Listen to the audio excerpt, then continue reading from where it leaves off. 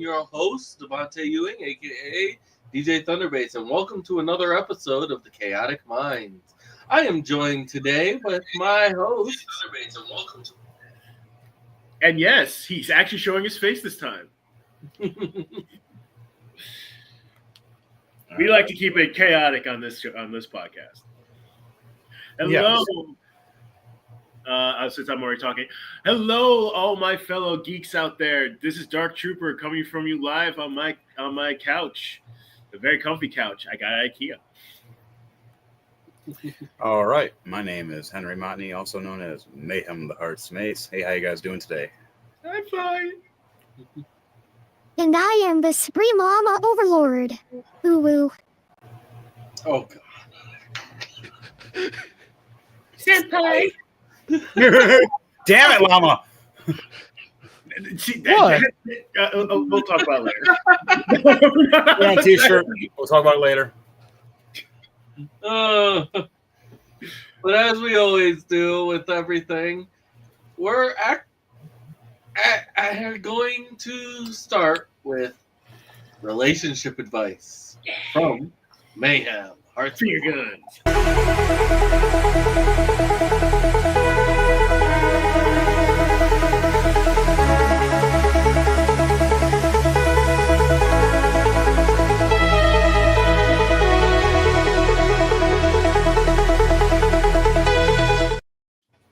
All right, guys, girls, and school worlds. Whoop. So for you, ladies and gents, when you're in a relationship with somebody, you know they had a rough day or a hard day, either vice versa, from either the husband working or the wife having a hard day at work. When you see they're having it rough or issues, go and try to do something that lighten their load just a little bit, even if it's something small and simple. Maybe if they need to, stroke their back, do the dishes, clean up the trash a little bit, either or vice versa for both. It helps and goes a long way. If the little ones are running around and causing havoc, teamwork always works well. It does. Teamwork does make the dream work when it comes to relationships. When it comes to parenting as well for relationships, you need to understand the concept of you're supposed to be raising them. You're supposed to be the parent. We are supposed to be raising them. We're supposed to be the parent. You're not supposed to be having other people raise your children. You're not supposed to be sending them off all the time to schools or whatnot, like early. Focus on them yourself. There's also homeschooling does work. You can have their chance to go to school as well, but homeschooling works a long way. If you can, do both sometimes. There are classes where kids do half days. They do a little bit of socializing, a little bit of schoolwork, and they only take a half day, and then they go and finish the rest of their day doing homeschooling. Those kids are far smarter, mainly because they had to focus on it. That's actually what I had growing up. Yep, you have someone to focus on. You have one teacher or more than one teacher focusing on one student or two instead of 30. That was the big issue that I learned when I grew up as well, when I went to different schools and tried to have friendships or relationships or anything other. It was very difficult when there's 30 or 40 of you bouncing around, all hyperactive and everything, all trying to socialize, be buddy-buddy, and who's the cool guys and who's the cool girls on top of the food chain kind of thing. And the teacher's trying to get your attention, and they have an assistant aide, if you're lucky.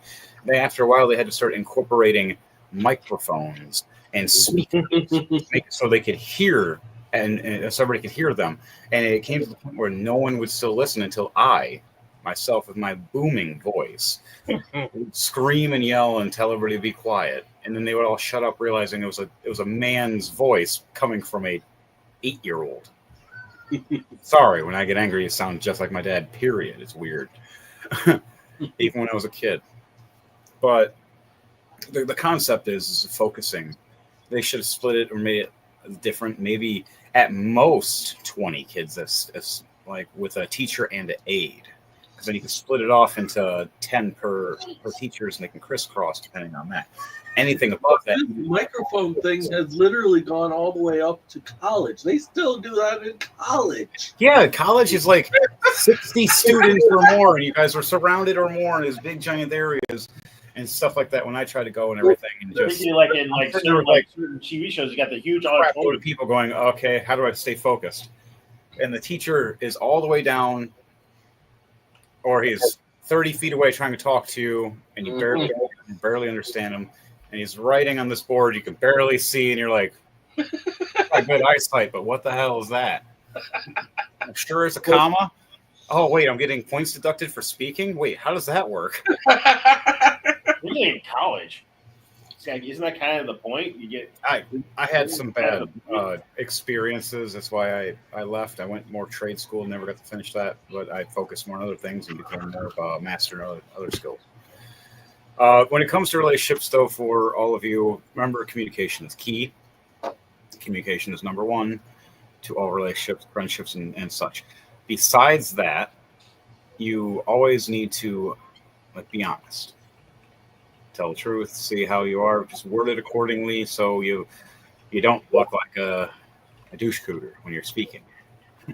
You have to learn ways to speak romantically in manners to be humble, respectful to the people or counterparts you have, male, female, friend or foe or coworker or counterpart, if not family members and such.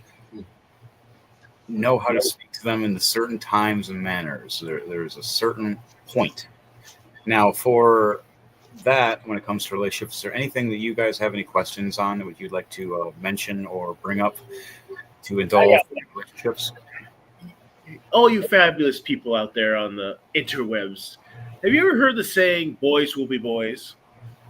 I personally do not like that because in some contexts, it makes it sound like the child, just because he happens to be a boy, is incapable of taking responsibility for his actions, which is not a good way to raise a child.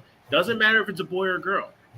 If they are a child, it's your responsibility as the parent to figuratively slap them back to get them to correct them, to make sure that children will always push back. That is always going to happen. That is never going to change. That is always going to happen. Yeah, I will speak on that as well about the whole discipline is needed to correct a child for respect, honor, and loyalty. I know there's a difference between discipline and abuse. You can discipline your child accordingly to get them to understand this and no, you don't do this for said reasons. The same thing goes for, I know in a weird way to put it, animals such as dogs or cats or whatnot. When you're teaching them, you show them not to do certain things, you do a discipline to them. They remember the discipline of, hey, if I do this, I get disciplined. Don't do this again. It's a kind of a thing you put in their head at first, and you teach them, explain to them. Explain to them slowly, though. Don't scream, don't yell, don't be frantic, don't yell. You'll automatically make a child or kid or teenager either ignore you or instantly their brain will just shut off and they don't know what's going on right now. They're in their own little emotion. So you explain to them slowly and it's understandingly, don't do this because this, and this. Mm-hmm. And there's reasons why. And the boys will be boys. Like I was a hectic child at times and I was crazy and rambunctious and I did a lot of kooky things, but I still knew the right and wrongs. And you also had parents who would correct you when you did the wrong. Oh yeah. My parents were very keen on that. They were very good on the whole discipline. If you did something wrong, teaching you, explaining to you. They had their own issues they fell into that made them lose track. But that was after I was already grown. My brother or sister, a different story. That phrase has actually, that was the phrase that got my mother actually pissed at a former principal of the school I went to. Oh, really? Yes, when asked why I was choosing to leave and go to a different school, when telling her that I was just tired of getting bullied and I needed a new start, the principal had the nerve to actually say, well, boys will be boys. No. It's just it's always used in a negative context. Yes, and I don't agree with that or appreciate that in that kind of manner. Like, boys be boys, it used to be a playful term. It used to be, oh, look at the boys, they're roughhousing. Like, that's a fun thing. Like, oh, look, they're wrestling around again. The boys be boys. But when it's now they're getting in trouble, it's the whole Bart Simpson thing. Now they're getting in court, and now the judge is going, well, boys will be boys. And the freaking got through freaking, what was it, stuff off the passway hitting cars. Oh, that is deadly. Yeah. And you don't do stuff like that. That's dangerous. That's stupid. That's dumb. And you're hurting an unexpected person. You don't even know you are. And then after that, there's also the concept of there's aftermath. People don't realize there is a aftermath for your action. Action has a cause. Particularly kids, because kids don't understand what consequences are. Yeah, That's cause and effect. Cause and effect and consequences. Actions have consequences. Same thing when it comes to certain things of speech. I believe in freedom of speech, but I believe that there's still a consequence depending on what you're saying. If you're threatening somebody or other things, that's a different story. Speaking of consequences,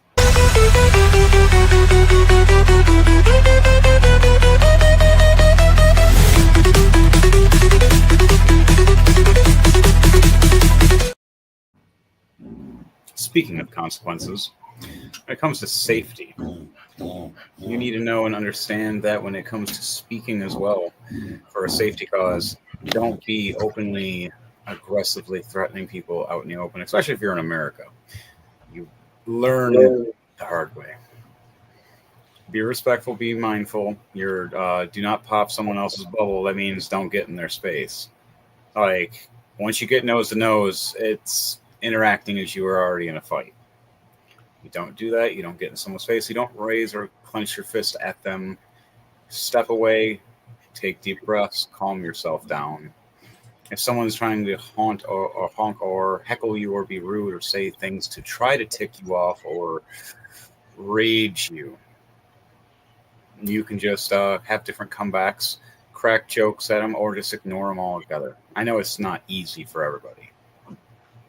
I know there's certain things that I enjoy doing, which throws flame on the fire a bit more, and a lot more gas too. And boy, howdy, I can say it right back to them, and they get mad at me, and I can ignite the fight. But there's a point of de-escalation and escalation. You need to learn both. I know how to do both, and de-escalation is your best bet. So, any safety tips for you guys when it comes to that for de-escalation? You do don't be haunting, heckling, starting fights, shoving, pushing, purposely. Drink responsibly, because a lot of times when they do that, because alcohol is a returner, it does lower your inhibitions.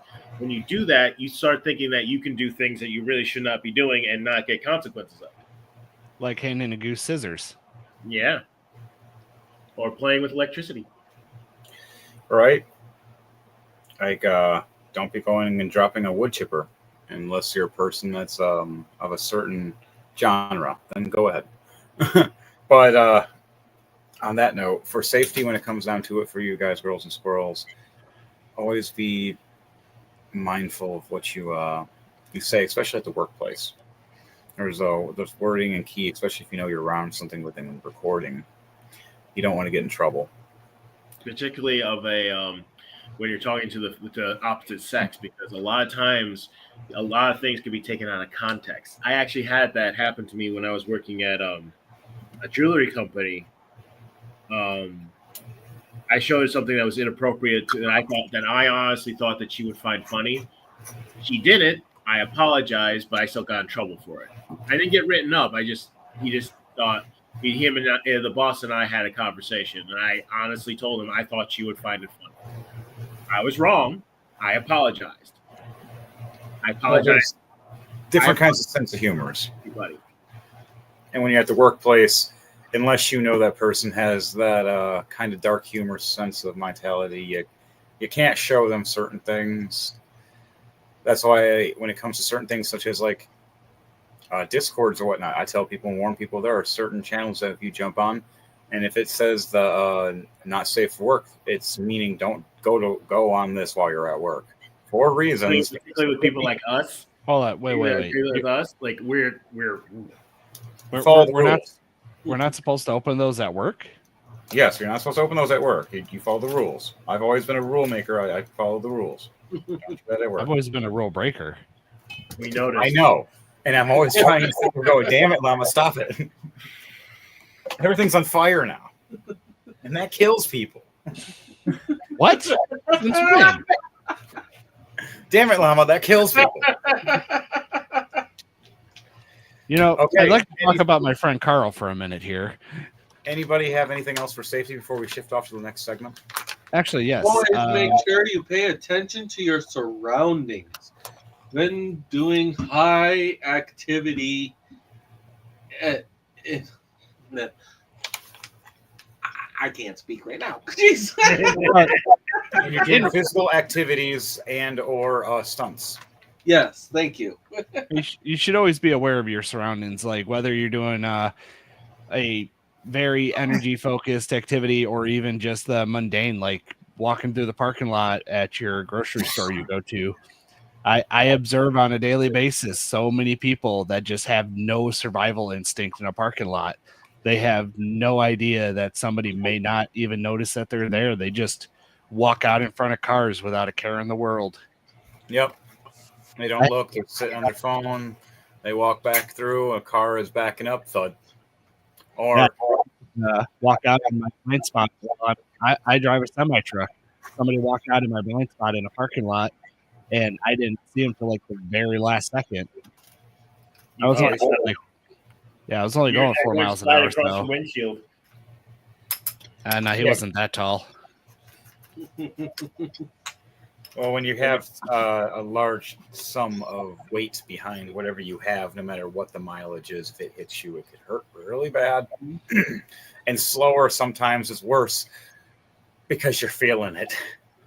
Oh, like that one guy in Austin Powers where he got ran over by the steamroller, Oh, that poor guy. right? He knew he was dying. I'm not dead. I'm just really badly hurt. And for you drivers out there, make sure you're paying attention to speed limits and signs for construction, because you do not want to have a moment where you actually injure a construction worker. That is a hefty fine and some time in prison. And it's sometimes doubled, tripled, or quadrupled, depending on the area. Yeah, definitely be careful of those construction zones. I got home yesterday and the road was gone in front of my house. The city still refuses to let me build a drawbridge and turn it into a moat, though. Damn, Llama. No, I legitimately called the city this morning and asked if I could pull a permit for that. And despite agreeing with me and loving the idea, I really they said don't. they don't have those permits. I know for a fact that you would do this. Like, I have no doubt in my mind that. Honestly, that's probably not the craziest thing that they've been asked if they could do. No, it's not. Oh, hold on. No, it gets better. I even sent a text message to a contractor asking him for a quote to build me a drawbridge with the photo. Whoa.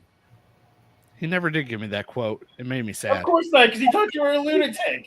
No, he probably stole your damn idea, and he's like, "I'm doing this from my house." Right? But for those rich enough to do something like that, it is time for our celebrity birthdays.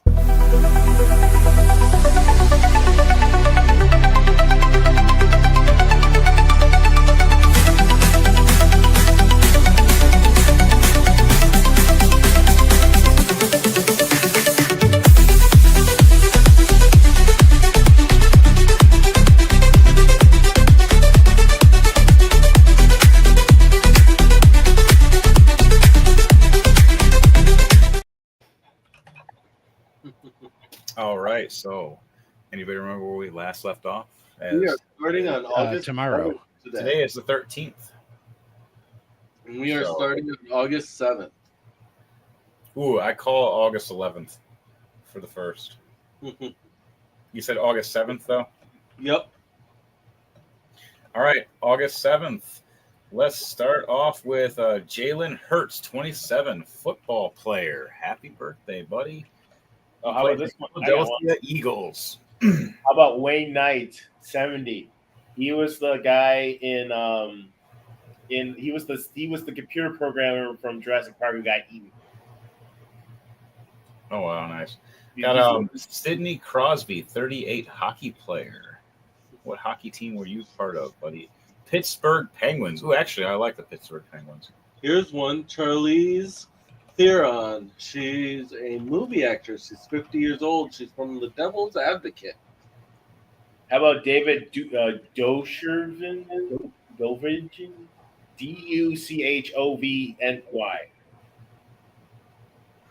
65 years old. He was the guy from the X-Files. Oh, David Duchovny. Oh, here's a good one. Dutchman. Wow, I said that wrong. 70 years old, Wayne Knight, TV actor. From The X's. And he also played Dan in Dirty Dancing, or Stan in Dirty Dancing. Also in Jurassic Park. Yep. Hey, Henry, you want to play a game? He's the one with the hidden canister of the embryos. Oh, yeah, I already did him. How about you want to play a game? Tumen Bell. Yep. 83 years old. He was the guy. He was the main antagonist in the Saw movies. Oh, here's one. Yeah, he was Jigsaw. David Mann, a.k.a. Mr. Brown. All right, do one more, and then we'll shift off to the next one. I'm not even going to try that name. All right, I got one. Eric Johnson, 46, TV actor. All right, let's shift off to the next one. We're on the 8th now of June. June. Sorry, August. Here we go. Pop singer Shawn Mendes. He's 27. Wow. Damn it, mayhem.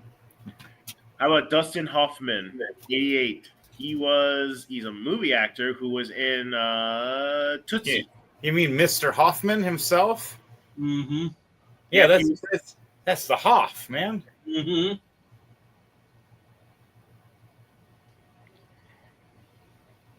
Didn't he dress up as a girl?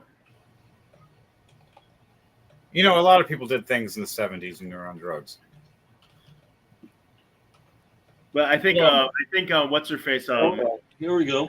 Miss Medea said it best. Oh, Sometimes you gotta dress up like a woman, and just go on stage. And go, what? Here we go. Daughter of Sarah, Duchess of York, and Prince Andrew, Princess Beatrice, 37 years old today, or on the 8th. How about Mighty Duck? He is 32 years old. He was a original Viner and now is a YouTube star. I got one right here. This one actually, my sister would be going to squee for. J.C. Ches, 49, pop singer from NSYNC. Oh God, could you? I can't imagine having that last name. You know, when I was younger, I never understood the lyrics any of that stuff, and as I got older, I re-listened to it because I just had like a reminiscence. I'm like, I'm gonna listen to all the '90s music one day, and just NSYNC came on after Spice Girls, and I'm just like, like listening to the lyrics, looking up the lyrics, and I'm like, wow, they're talking about just straight up sex the whole time and doing it and other things. I'm like, so was Spice Girls, but Spice Girls was hot. Here's one. Scott Stapp, lead vocalist of Creed.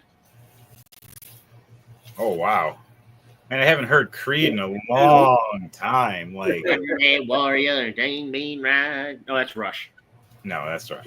I liked like the first two albums. After that, that was it. Never listened to them really again, except for occasional songs here or there.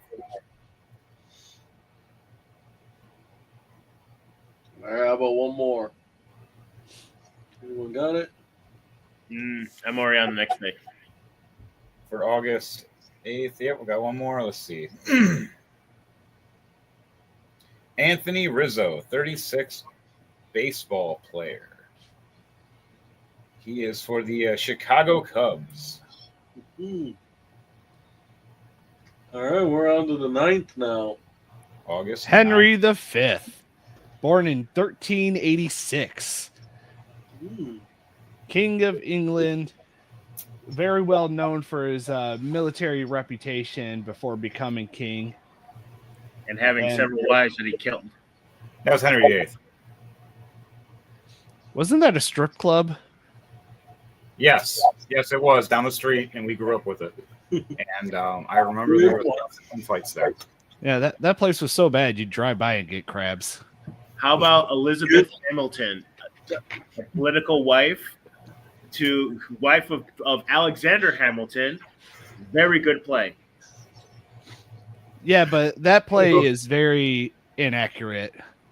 Well, it's a musical. What do you expect? Here's one. WWE wrestler Alexa Bliss. Little Miss Bliss herself. And 34. Oh, you can go next, Henry. I got one right here. Anna Kendrick, 40, movie actress. She is known for Up in the Air, Pitch Perfect 2, Pitch Perfect 3, Into the Woods, Mike and Dave Need Some Wedding Dates. All right, go ahead. Bill Stockerton. He was in the remake of It. He was the new Pennywise. Hmm. Oh yeah. I've seen him. He was also in a few other things. Damn, I can't remember what it's called right now, but I really liked it. Here's one. R&B singer and actress Whitney Houston from 1963 to 2012. Ooh, one of my other favorites right here from Critical Role. Thank you, Critical Role. You guys are so cool and inspiring. I love you guys. Ashley Johnson, 42, TV actress. She does not look it. And if you're watching, we want to play on your podcast as well. Right, Critical Role, hit us up. And so Critical Role and Rolling to Die can play together, and we can do a double DM. I'm down for it. I'm down for any crazy play you want to play. Oh my god, this all sounds very kinky. Here we go. Sam Elliott, 81 years old, from Up in the Air. He made appearances in Hulk and Ghost Rider, and he also was Bo Bennett in The Ranch. Oh, he was also in Tombstone. Mm-hmm. I got one. Jessica Capshaw. She's 49, and she was Arizona Robinson in Grey's Anatomy. Eric Anna, 57, movie actor. Or does this shift over now to the August 10th? Sure, we can do that. All right. We got quite a few on that one. All right, Lucas Till, 35, TV actor. For Hannah Montana, the movie, House. No. Get away. Oh, Emilio Banderas, 65, the Zorro, and Puss in Boots. Got a June Shanahan, 46, reality star. I've seen her in something. Alan Thompson, Here Comes Honey Boo Boo. Ooh, Yeah, I remember that. Here's one. Kylie Jenner, Ooh, 28. I got one right here. Antonio Banderas. I already did it. Oh, you did it? I love this guy. He was great. It's funny he was in 13th Warrior. He wasn't Arab, but he was playing as Arab. He did a good job, though, but he's also I got one. Suzanne Collins, 63. She is the author of the Hunger Games series.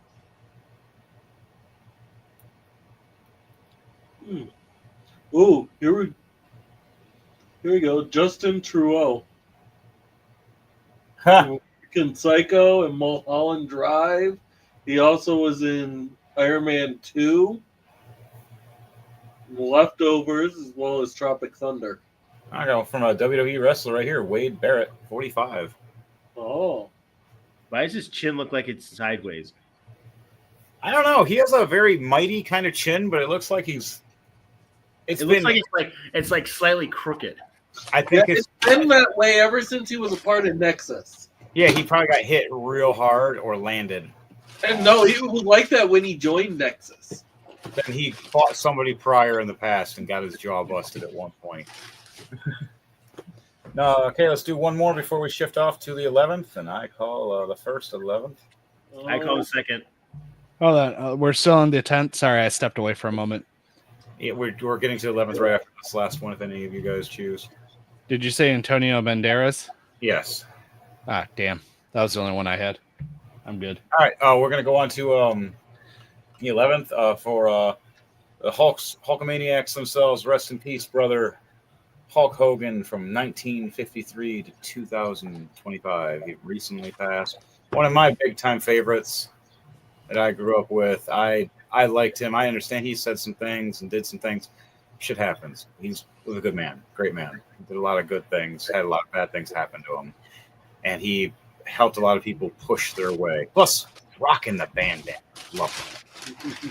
How about Chris Hemsworth, 42, the first, the best Thor, and Yeah, Men in he is, Black. I would say one of the best Thors, period. Like, I enjoy him a lot.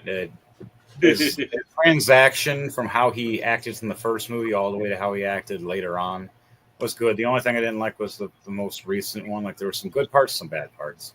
But it was the writing, it wasn't him. Here we go. Joe Rogan, 58. Hell yeah. Podcast host.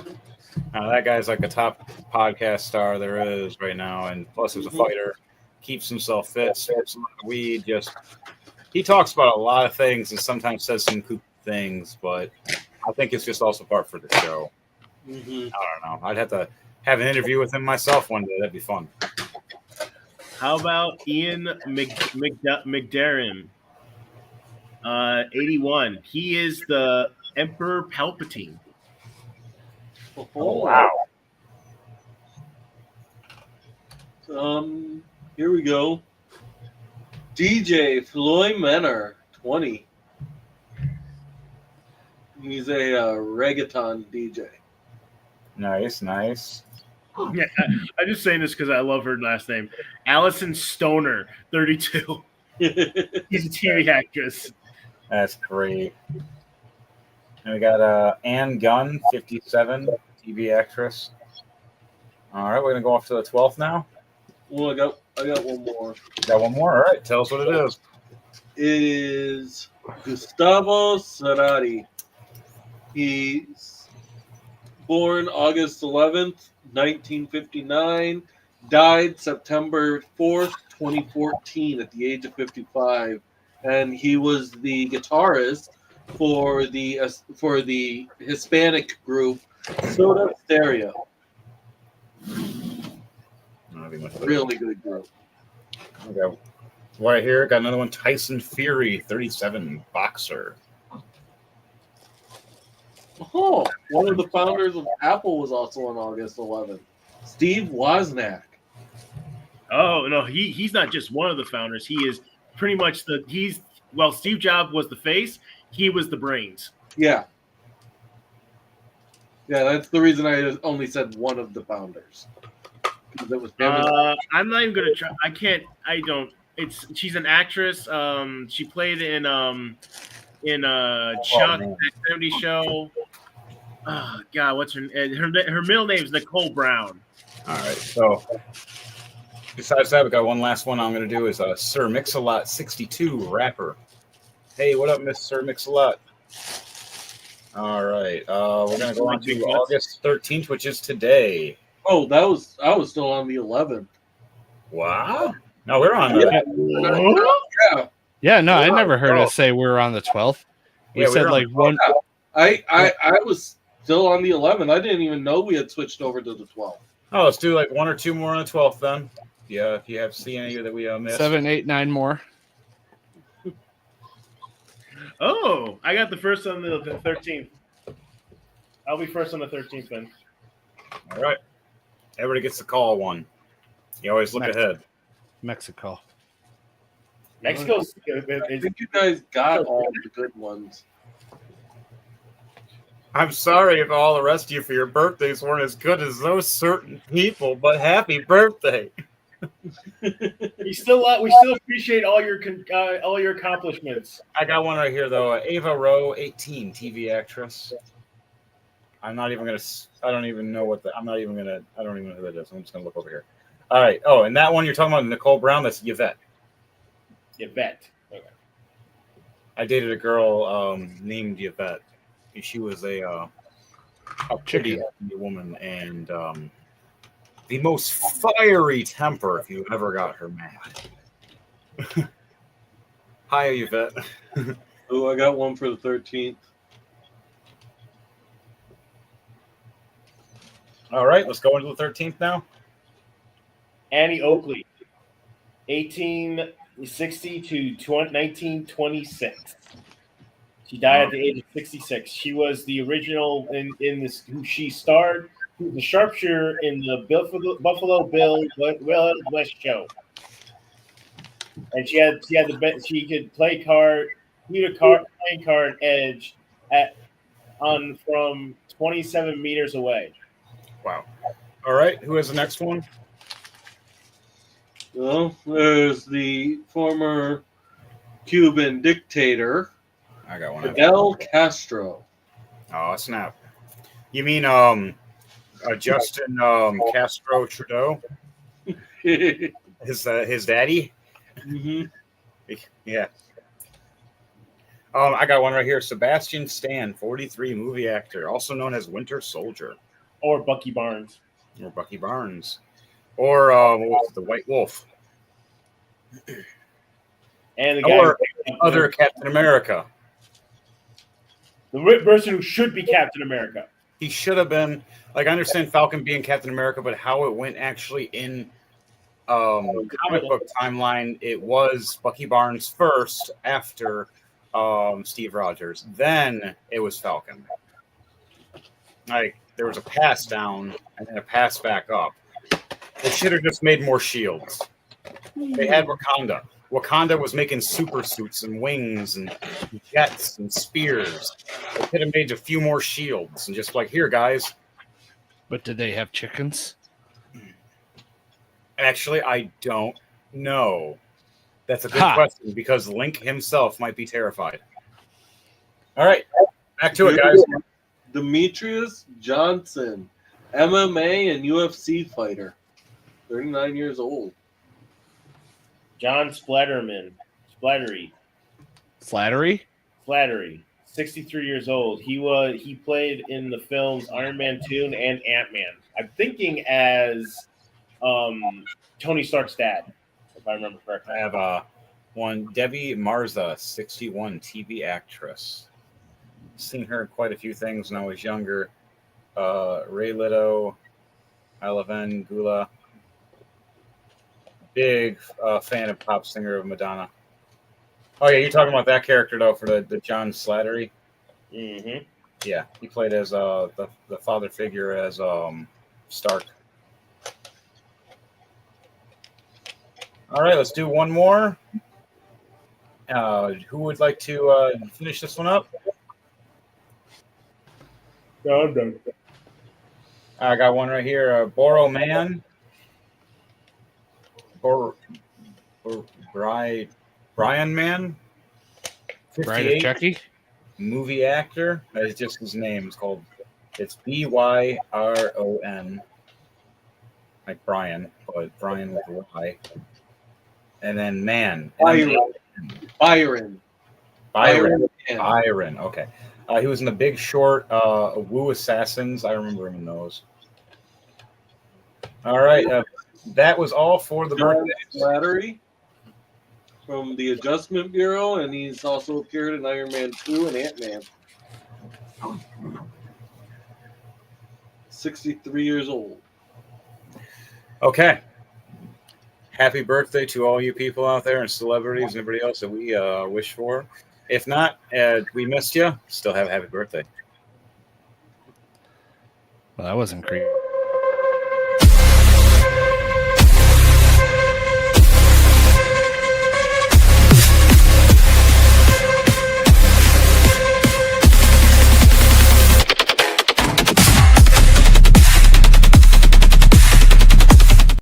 Hello, my true believers, and all you heretics out there in the Grand Imperium. I believe. What about a false believer? You're a heretic. Oh, You know what we do to heretics? You burn them. No, I'm just kidding. Today we're going to be talking about the one and only, the Avenging Sun. He had a lot of names. He's the Avenging Sun, the Lord of Ultramar, the Blade of Unity, the Lord Commander of the Imperium, the Imperial Regent, the victorious Rabute Gilliman. Since Rabute Gilliman has done a lot of things, I decided I'm going to break it up into 4 different parts. So we're going to do this for him. We're going to be talking about him for 4 episodes. So be prepared. So today we're going to talk about his early life. Now, Robute Guilliman is the Primarch of the 13th Legion, also known as the Ultramarines. You know, those big guys in blue power armor with the big U on their shoulder. He was like all the Primarchs. He was scattered across the universe. He ended up on a planet called Macragge. Now, Macragge was kind of like, if I had to describe it, it's kind of like Scotland, sorts. It was icy, northerny, kind of mountainous terrain. So I think it'd be more like Switzerland or something. Anyway, he was found. He ended up on a planet where it was pretty civilized. They actually had a functioning government. It was run by 2 different men. One named Konar, which he would find. He and a bunch of nobles were out hunting one day, and they found the baby Guilliman in his pod. Konar picked him up and called him, and instantly knew he was known for greatness. In fact, his name, Robute, means great one. He took him and adopted him, gave him everything he needed, and even a seneschal to help guide him. Now, when Guilliman was 10 years, when he grew to the age of a 10-year-old, he was already outthinking everybody. All of his tutors and all of his masters were actually impressed at how intelligent this kid was, and philosophy and science and all this. He was actually teaching them at some point. But his really true greatest talent was as a military leader. So much so that Conrad would send him far to the north, giving a command of an army to go ride far to the north to waylay the criminals of a city. Well, he did that because of his military strategy. He actually earned the respect of the Wildmen. So much so that his chieftain actually challenged him to a duel. Guilliman, he only parried and dodged and didn't really fight him. So he waited until the chieftain was tired, and out of respect, he gave back a sacred artifact to the Wildmen and chose diplomacy. So much so that the Wildmen decided to not threaten the Macraggian people anymore.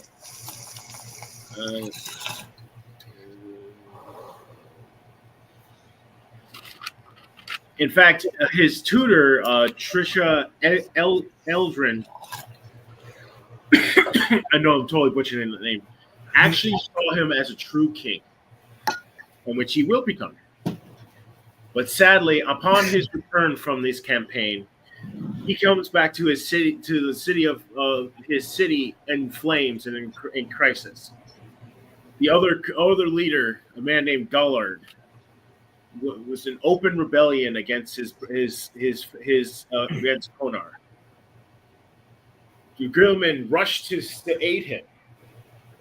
Konar sadly dies in Guilliman's arms. And before he dies, he takes a coin and puts it in Guilliman's hand and says, and I quote, "This coin is Macragge, beautiful and strong. It is made to outlive us. If you allow it, them all outlive us all, and as long as there is a Macragge, I will be there." This took Guilliman to heart. He did squash the rebellion and execute the mutineers. He took the land and their wealth and redistributed to the people. Making it, he then restructured the society into a meritocracy, where It wasn't lineage. It was hard work and talent was promoted. Yeah, what else? This is when the emperor eventually heard. He was actually honestly, he was actually in a planet next door, and he actually heard stories of a remarkable son. He realized that it was one of his sons, so he rushed to it, but somehow ended up off course.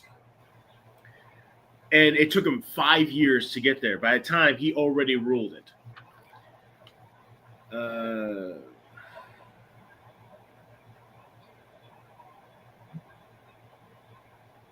Trying to read my own handwriting.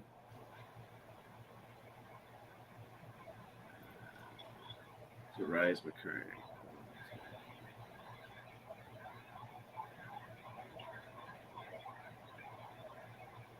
Okay. I'm not going to try to read that. My chicken scratch handwriting. When bullet points, my friend. Bullet points. Yes, bullet points. Bullet points.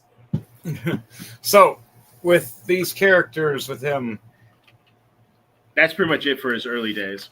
How does he manage his suit?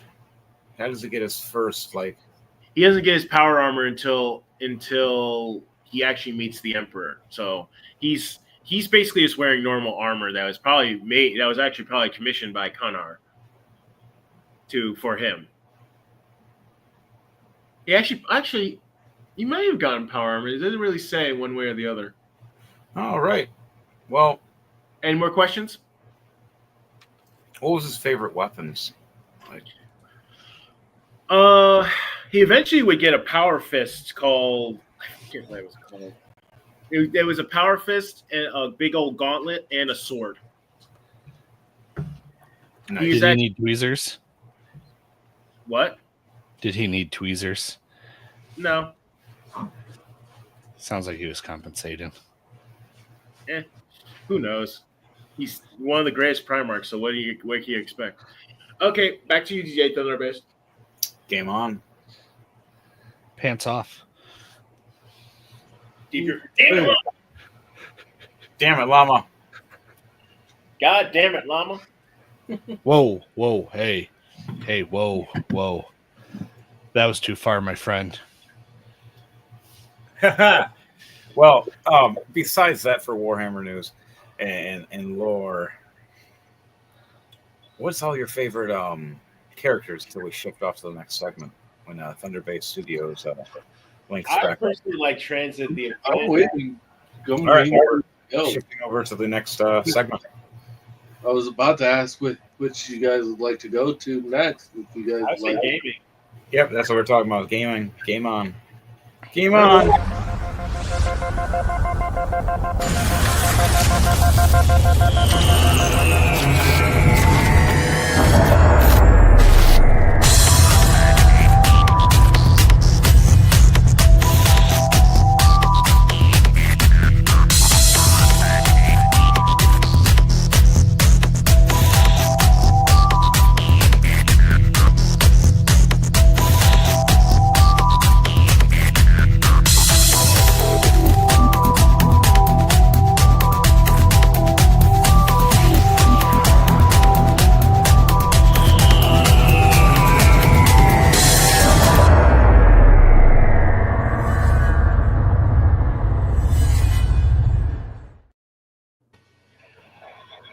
So, what games have you been playing lately, gentlemen? Mostly for me, obviously, it's D&D, but I play a lot of phone games as well. Recently, mostly been playing Watcher of Realms. I've enjoyed that. I'm trying to finish up the subscription thing to actually try to become one of their contact people. It'd be kind of cool. Then we could promote that and get something else for that. But besides that, I'll do it too. All right, same. We have a whole team now. My wife's trying to get further in it. I recently played again. What was it called? The mech game? No, the Dying by Light. Oh, Dead by Daylight. Where you have to parkour and run around the zombies. Oh yeah, I know what you're talking about. Dying Light. Mm-hmm. Fun game. I was playing that with my buddy James, one of our crew guys. Steve, right? Yeah, Steve. Steve and our other buddy Tenshin, huh? Or Tenchi. So we ran across and played. I haven't had a chance to play it forever, so I was reminiscing and remembering the controls. But I'm just so glad they're Call of Duty style. Like the second I grabbed the controls and he said Call of Duty style, I was like, game on. Ran across and just popped as many creatures that were infected as possible, taking them out. It was fun until it got nighttime. The funny thing is, we didn't tell the Steve guy. We didn't. And how the monsters change and how there's like these hunter creatures that come out of nowhere and they're really hard to kill. And he's seen us all locking and loading with these hardcore weapons. He's like, how'd you guys get that? It's like, we've been playing. You just joined. You're only a level 5. We're in like a level 60 area. He's like, what? I'm like, try to survive the night and just going ham. I ran out of ammo with my automatics, my heavy shotgun, switched right to my explosive bow and arrow, and then I just went right to my hammer. And then James had to save us. He had to save us several times. And the Steve, he oh boy, he was like freaking out. We were like, what the hell? And at the same time, he's like, this is pretty cool. I'm like, yeah. It's a team. We tend to play Dark Tide. Yeah, I have to get a chance. I haven't had a chance to play yet, so I've checked it out, watched people play. I've got to like do the intro, and then that was it.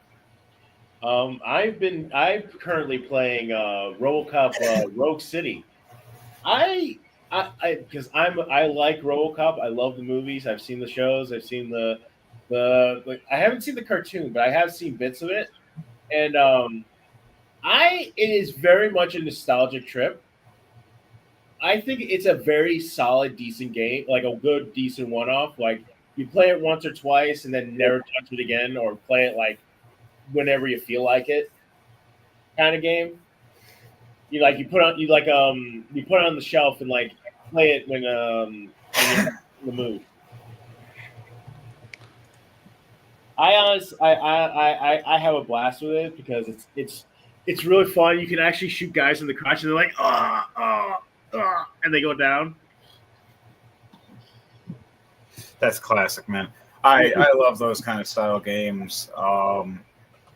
There's a bunch of different ones to play. I've been reminiscing on older stuff again, going back to like my Xbox and my I got my GameCube and my Wii. I miss my 64 so bad. Sadly was during a time where I had to pay rent back in the day, and I couldn't get one for a decent price at like Game Pong or something. Else. Oh no, I sold it to. I sold my 64 to a guy. I don't even know his name, but I was so mad when I thought about it because I could have sold it for way more. See, it was like $400. I sold it to him. It wasn't worth it because it was 20 games, a system, and 4 controllers, and it was the all the hookups and stuff. And they were good games too. He took them and pawned them and made even more off it. I was so mad. So I fixed that scenario though. I don't sell my games. I keep all my old games, all of them. I don't like having my old like losing them. If I want to reminisce, I will. If my children want to reminisce, they will. My buddies, they're like, "Hey man, I haven't played that Worms game in forever. The Worms War game." I'm like, hell yeah, let's play. I have it. You want to play old Soul Calibur? I got it. You could just. Oh, if you're talking about old games, I just found today all the old like kid like Spy Fox, Putt Putt, Pajama Sam, that one fish guy, is all on the Apple Store for like $5. I'm like, no, it's like for like all of it is like $30. I still have the original PC disc of Pajama Sam. I used to have them, but I lost them a long time ago. I always got stuck on Spy Fox. There was always areas I couldn't figure out how to get progress. I've beaten that game way too many times. Oh, I also remember Zoom Beanies. Mm-hmm. Oh, Zoom Beanies. You can get it on your phone now. But it's one of those, oh, yeah, but if you want to progress, you got to pay money. I hate that. That's the one thing I hate in certain video games that I will complain about to this day is the pay to play to get further. No, there should always be a route for you to be able to get further. Even if it just takes longer, that's fine. I'll grind, but give me the opportunity to actually get there. Mm-hmm. People that are paying is just making it go faster to get there. That's all it should be. It should not be, oh, I can go to the places completely 100%. You're not allowed to even get that ranking now. Now, if it's a VIP thing of whatever, you get different title for that. That's one thing. Of hey, you put this much in, but you still don't get it, so you can't progress further. You should always have that opportunity. There's certain games out there that are allowing that now, and I like that they're making it like that. And that's what I liked about Watcher of Realms was no matter what, I had an opportunity to get another character. Yeah, they're very generous about giving. So, Llama, what are you playing? Any interesting games lately? Nothing really interesting. Give me 1 second. I'm feeding back into myself. There we go. I accidentally had turned myself on. That sounds bad. I could hear myself talking through my own mic. Anyways. No, I've just been replaying Halo Wars for a little bit because it's fun. I enjoy it, but it's not to the point where it'll keep me from doing other stuff. I got a lot of projects around my house, but Halo Wars. Good game. Yeah, you were sitting there talking about Dying Light, so I'm pulling it up on a website and whatnot, seeing how much it is, so I could play with you because I used to play it on one of the other consoles back in the day, and I just unintentionally came across the game that I don't know if you want me to say it on here or not. It's early access with I don't even the title, then it doesn't matter. Yeah, but it's highly inappropriate. I don't know why this came up in me typing in Dying Light on Steam. You're on Steam. Yeah, they have perverted games on there and adult games as well. I know. Yeah, I have dabbled. How long they'll have it on there that's the question. Yeah, I just don't know why it popped up when I searched for Dying Light though. DC is Master Race. I hardcore love my consoles, but I love my PC. We're just not going to talk about me downloading the demo for that game. Next segment, though. Hit it. Do it.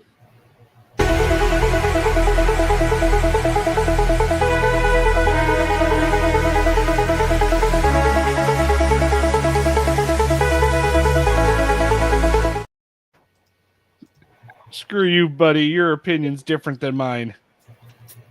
Triggered. Hashtag triggered. You represented. You gave the ball game analogy. In my view, what has happened here is you've done something in certain states, and you don't like ball game. Republican states, and now you're saying you've done the same thing as us. You've done the same thing as us, and we are going to. By the way, if you do it, we're going to ratchet it up even more. In the words of Gavin Newsom. My party has never gerrymandered in the middle of the decade at the request of the President of the United States, nor would we. The only way this is going to happen in blue states is if Texas executes this power grab. You mentioned Massachusetts. You know the party of the governor that signed that map into law? He was a Republican. It was a Republican governor that signed that map into law. So I just want to be clear with our facts. American. The waters. All of America. us stand up to politicians who don't want to face accountability at the ballot box. That's exactly what's happening here. And I asked you, if Republican policies are popular, why do they need to redraw these maps? Why can't they just run on their policies? I'm getting wrapped. Well, he's talking about accountability, but the Democrats just ran away from a vote that was for the people, and the people were the ones wanting to put it up. No, actually, it was the Republicans. It was Gavin Newsom who wanted to put it up. The people were the ones in there because almost all of Texas is Republican. Breaking decorum is actually not illegal. It is actually it is an actual political strategy, and it's been done by both sides. And I don't approve on it in either side.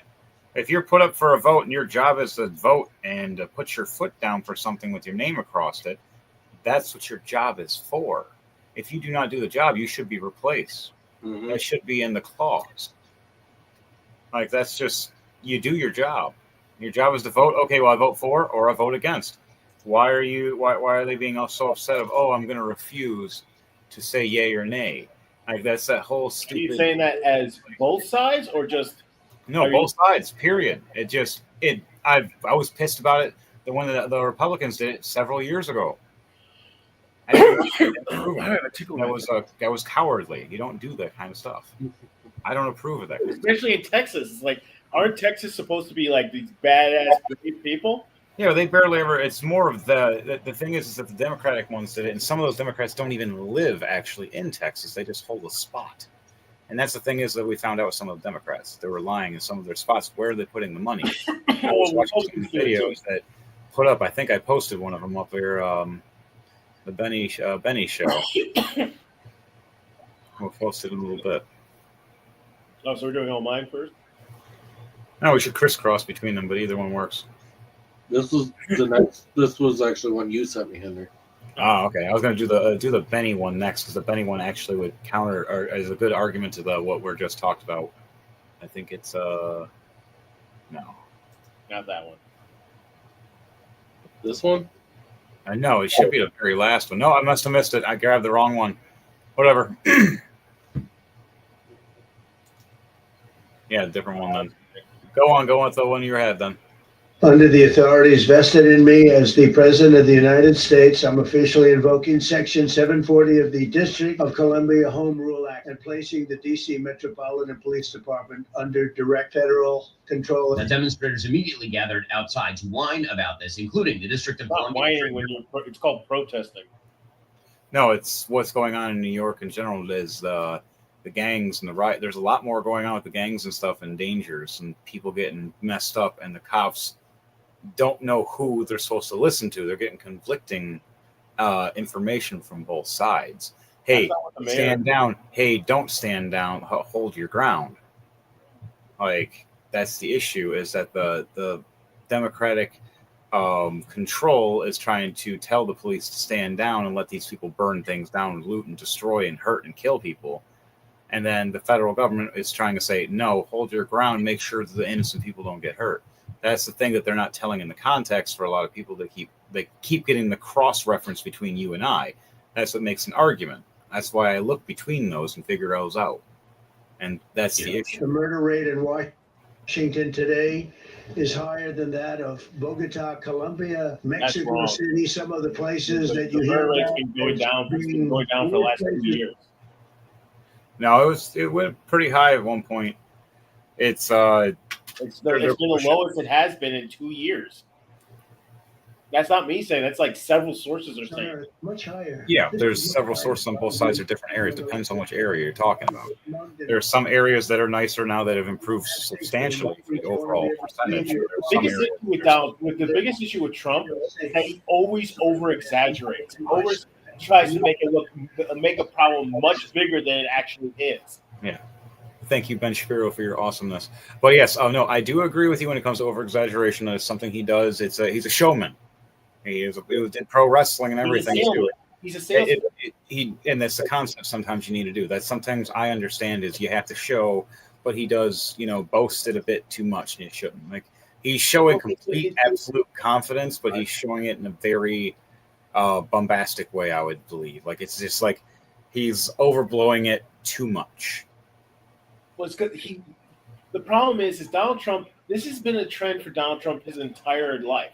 He always goes. When he goes into a company, for a good example, he goes into a company, or no, a perfect example of this is when he made all those casinos in Atlantic City. He made 3 casinos.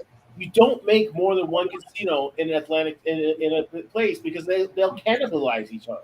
And his own advisors were telling him that. He ignored it. And guess what?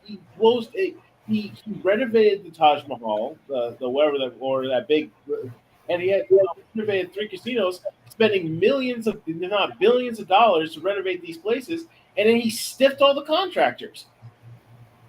Well, most of the contractors went out of business because they couldn't afford the overhead, because he stiffed them. And when they banded together to sue him, they got peanuts. Yeah, well, certain things was both on both sides for that. There's pros and cons. Is that they were both stiffing each other. Is that they cheaped out on the contracting and buildings, while he screwed them over on pay for it because he did put in the contract and clause of the last walkthrough. So there's a lot of contract in there. There's a lot of things that people forget about, and especially when you've done business for 50, 60 years, you're going to have some blemishes. You can't always hold off on somebody for their few blemishes compared to the same things they've done. He's done a lot more good lately. Because this is not just one blemish. This is a blemish he's done almost every time he's tried to do it.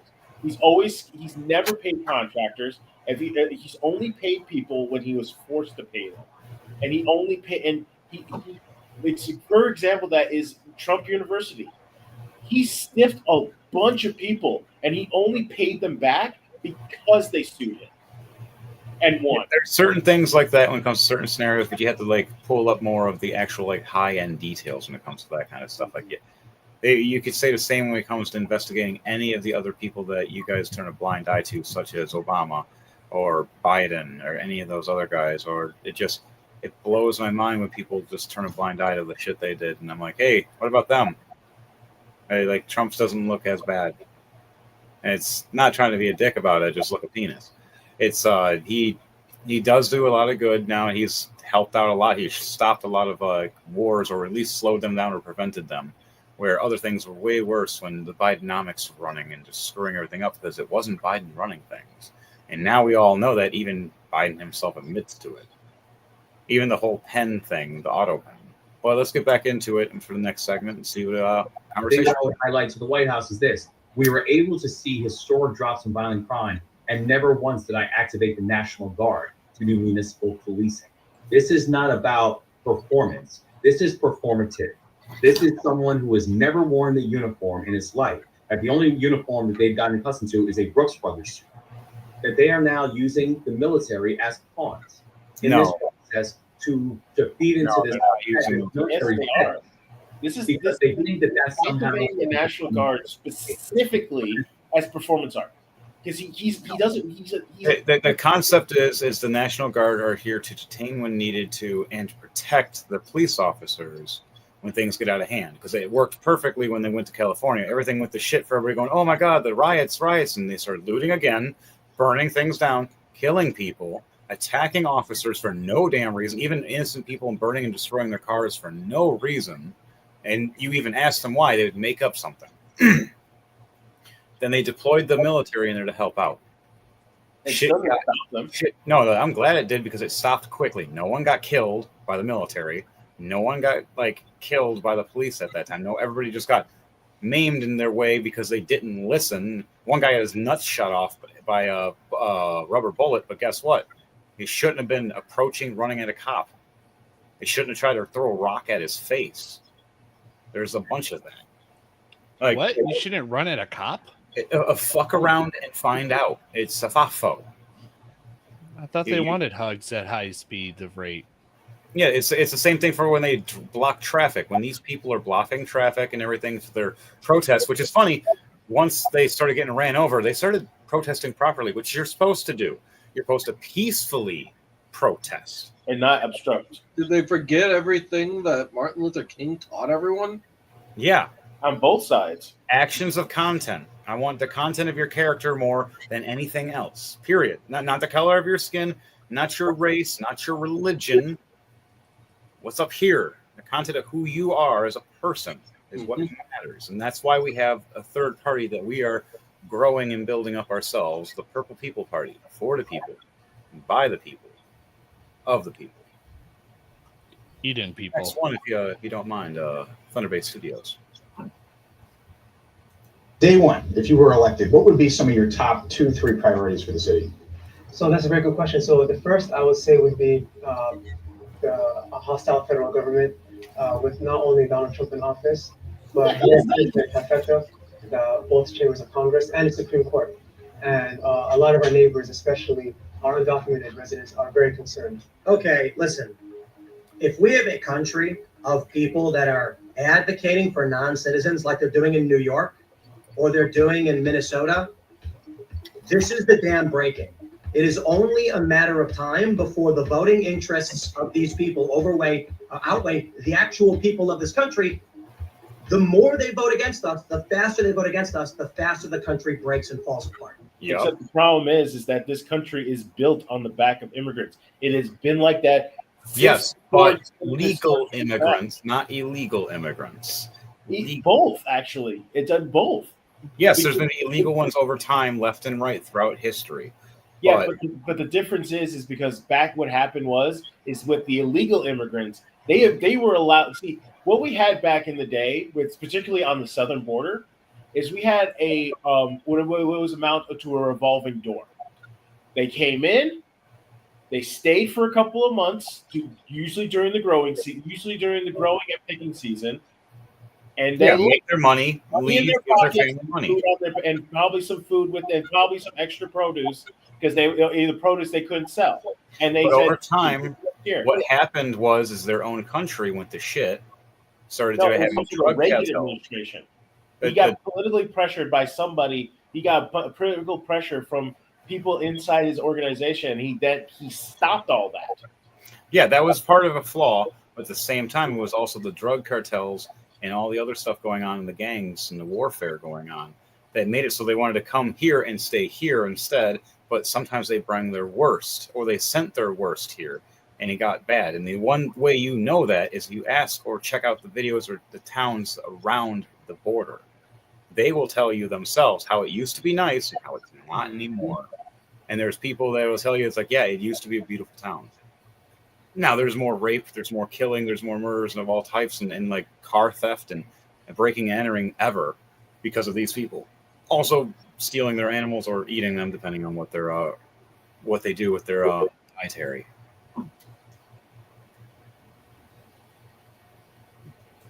Out of a soccer match in St. Louis because he's wearing a MAGA hat, and they say there's no political paraphernalia allowed. Yet there's Pride, Progress, and transgender flags all over the stadium. So which is it? Yeah, I agree with that. They should not pick him up because of that hat. Yeah, that's a back and forth bullcrap thing. Who's for me and not for me? That's wrong. He has the right to wear that hat. Yeah, like you should be allowed to wear your hat. He was talking shit while he was at this protest. No. Surprisingly, he was being a good dude, just chilling. And then they said, "Sir, you have to go," and he starts recording because he's like, "All right, I'm going to record because I need to." Like that's not right. I don't agree with him wearing that hat, but I'm not. But as the saying goes, I don't know. That's political. That's just political bias when it comes to it. Like, the same thing goes for like if someone walked in and had a Democratic hat on or a Pride shirt or whatever. I don't get pissy. I don't even say I don't care. I don't disapprove. It's your choice. Your choice. The only thing I say is that just don't push your politics, your sexual identity, or any of that other stuff on children. Children, when it's their time to grow up and it's time for them to learn, they can choose and decide for themselves. They shouldn't go by my mommy, my daddy chose, or I'm going to be rebellious and choose opposite because my mommy and daddy. I was taught. I don't care. I don't all care the sides and look at everything. And I looked at the left and the right consistently because my mother was Democratic, my father was Republican. I learned everything about both sides, and then my grandparents on one side were Democratic, my grandparents on the other side were Republican. I always heard the arguments, the fights, looked up everything myself, and then started going, why isn't there a third party? Why isn't there like a Triforce? Why isn't there three things running? You got your red, you got your blue, why not a purple? Like, it would make more sense. And they always would shrug it off, like, oh, you don't need that. You can have it like this. Like, that's sports. This is not. No, what I don't understand is whatever happened to freedom of speech and press? That was bought out by the government, sadly. And it's been slowly eroding because, one, most of the press, most of the mainstream media is owned by multi-million-dollar and billion-dollar companies. Or the government. If they say jump, and what are these reporters supposed to do? It's their investors. They're investors. Yeah, fuck you. I'm going to say whatever the fuck I want. That only works for the people that know how to do it and run it themselves, like what we're doing. We can do it ourselves. We have our own people. But in a public place, you shouldn't be discriminated against about what you're choosing to wear. Yes. As long as it doesn't disrupt the crowd, such as like nudity or whatnot, that's fine. Like, don't be like flashing your Like, junk. Just because the dude was wearing a MAGA hat, okay? He likes the hat. What's wrong with that? I know guys that purposely have MAGA hats that are just different colors, and you wouldn't know. Or they purposely wear a hat that looks like it, but actually says something completely different, purposely just to piss you off. My wife has one too. Make free speech free again. And a lady walked right up trying to say something. I was like, you have something against free speech? And she's like, well, I'm like, you're just going because it's a different side. You're attacking and trying to bug my wife or me because we're on different sides. That's wrong. This is not sports. You shouldn't automatically hate or adjust somebody. And that's what sadly we have an issue with. That's why we have the whole flux of yin and yang. There's actually more people in the middle going, the hell's wrong with you guys? Why is everybody going, oh, instantly if I see Donald Trump, I get pissy, or instantly I see Biden, I get pissy? No. When I see any of them, I go, all right, I'm going to be a Libra and weigh my scales, such as myself. So I even have my own scale at all times. Does it work? Yes. It actually has little weights and everything. I use it. I actually use it for the D&D stuff for when we're doing shopping. But go on to the next episode. It is not a precondition that Putin must also agree to sit down with Zelensky in order for Trump and Putin themselves to sit down. President Putin said this morning he was pretty dismissive of this idea of meeting with President Zelensky. President Putin was. I don't know. So for you to meet with him, he doesn't have to agree to meet with Zelensky. Is that what you're saying? No, he doesn't. No. So when do you think that meeting They would will like to happen? meet with me, and I'll do whatever I can to stop the killings. They first raised the prospect of this week after Trump's envoy met with President Putin for several hours.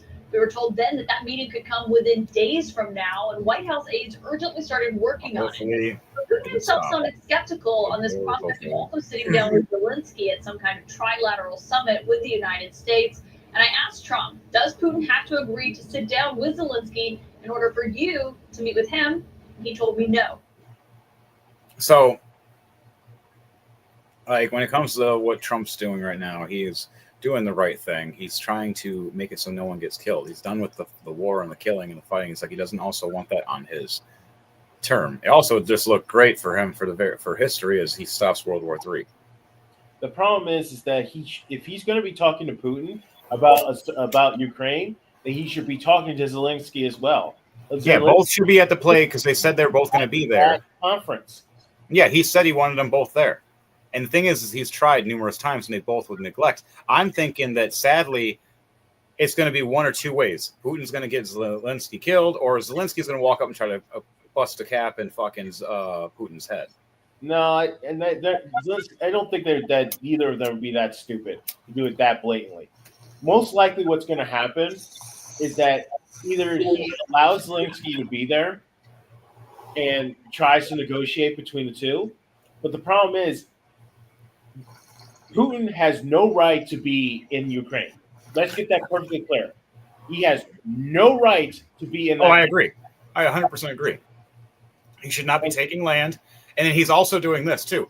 The land he is not allowed to supposedly take, he destroys, poisons after deliberately, just so it can't be used when they leave. And they still claim it as their territory and land because they have the certain stuff to scrape it out and know how to get the poisons out. They're assholes. It's also I do not approve of what the Russians have been doing. If you actually look on the map at where Putin has, it gives him access to the Black Sea. Because what he wants is he wants complete control of shipping without paying to the middleman.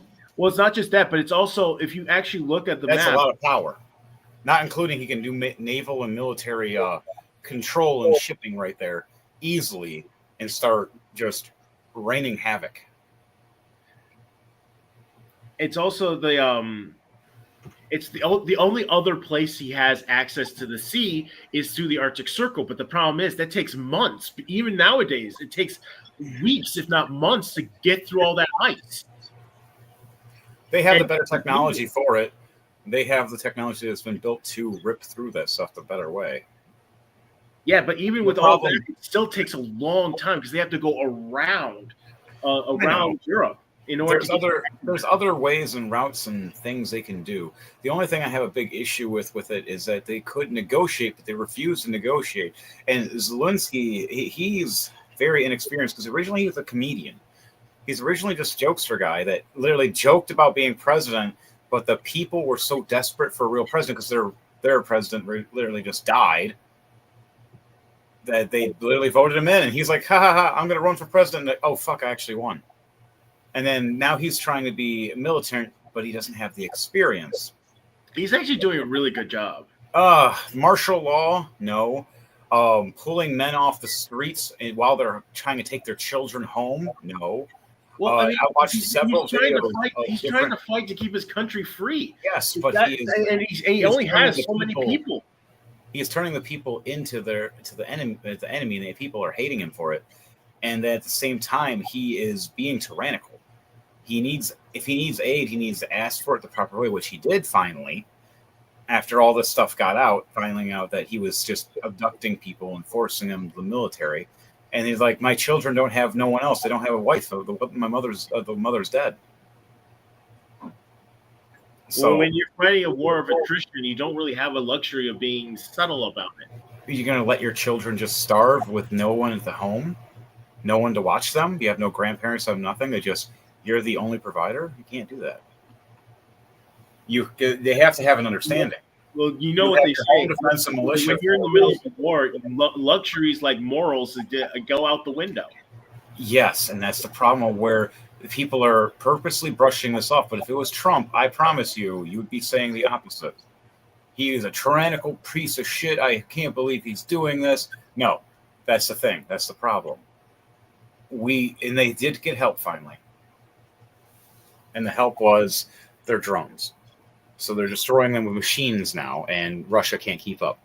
But on that note, we're getting near the end anyways for this. The concept is that it's a constant back and forth of left and right, of red and blue. Needs to stop with the fighting. The Civil War ended years ago. We don't need another one because nothing against it. The left would not win against the Civil War with the right. It just we are technically in a civil war right now, but it's a soft, cold, technical war. It's not really an actual civil war in our own country. If it was, there'd be a lot of blood in the streets. People get messed up, and you'd be seeing a lot of gun rounds everywhere because a lot of people would be shot up real quickly. This isn't no war. This is the calm down stuff. It's never. If it does progress, it will be something big and major, and the people will realize who the hell actually has more control when it comes to it, and respect, and trying to be nice and humble about things. That's why we need the third party. That's why we need a proper, solid third party, not this stupid bouncing around crap that they've had for years. And the disrespect and manipulation. No, we need a solid party that puts their foot down. For the Purple People Party, for the people, by the people, of the people. Instead of a donkey, instead of an elephant, we got an eagle. Like how it should be for America. Free and brave. Anything we want to cut out before we end this tonight? Anything to say? Any closing statements? Tune in this Friday, 9 p.m. sharp for the Rolling to Die podcast, where I don't know about Llama, but I know Henry, Devontae, and I will be Nobody there. Ever points at me. He pointed in the wrong direction because the camera's opposite. Anyway, Henry, the Hearts Mace is going to be our GM. What is our game this week? It is a continuation of the Drunken Dragon Brawlers, where Edward Knight has successfully captured Princess Ophelia in his dungeon, which I got to finish making. And the Drunken Dragon Brawlers themselves have no idea. They don't know where she is. They don't know how or what is going to happen now. And they have to fight and survive as these machines that can cut their magic off by looking at them are walking around. So we'll see that and tune in this Friday at 9 p.m. Eastern Standard Time for Rolling to Die. That's a number 2. All right, everybody. Don't forget to tune in next week for another episode of The Chaotic Minds. Same place, same time, 9 o'clock Eastern Standard Time every Wednesday. But that's all we've got for you guys tonight. We hope you have a good one. See ya.